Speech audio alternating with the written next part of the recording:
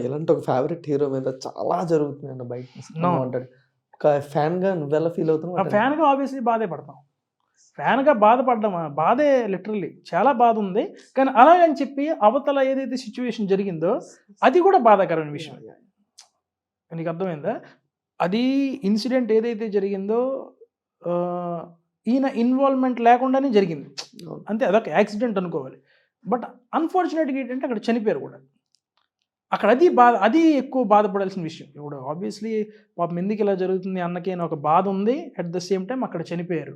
So, ఇప్పుడు చనిపోయిన వ్యక్తికి ఫర్ ఎగ్జాంపుల్ మనం ఎంత డబ్బులిచ్చినా, ఎన్ని లక్షలిచ్చినా, కోట్లిచ్చినా కూడా డబ్బు పరంగా మనం సాయం చేయగలం గానీ, ఆ మనిషిని మళ్ళీ తీసుకొని రాలేం. ఆ బాధ మాత్రం ఉండిపోద్ది. అండ్ ఆ గిల్ట్ కూడా ఉండిపోద్ది. బట్ దేవుడు ఎందుకు ఇలా చేస్తాడో ఒక్కోసారి అని కూడా అనిపిస్తుంటది లిటరల్లీ.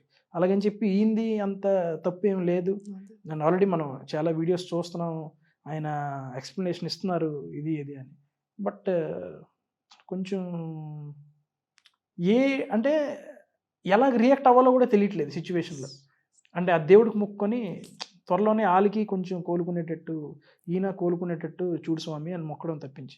అంతేనా? Record breaking box office collections వస్తున్నా ఆ! ఎవ్వరు అది ఎంజాయ్ చేయలేకపోతున్నారు. ఎంజాయ్ చేయలేకపోతున్నారు. అదే కదా!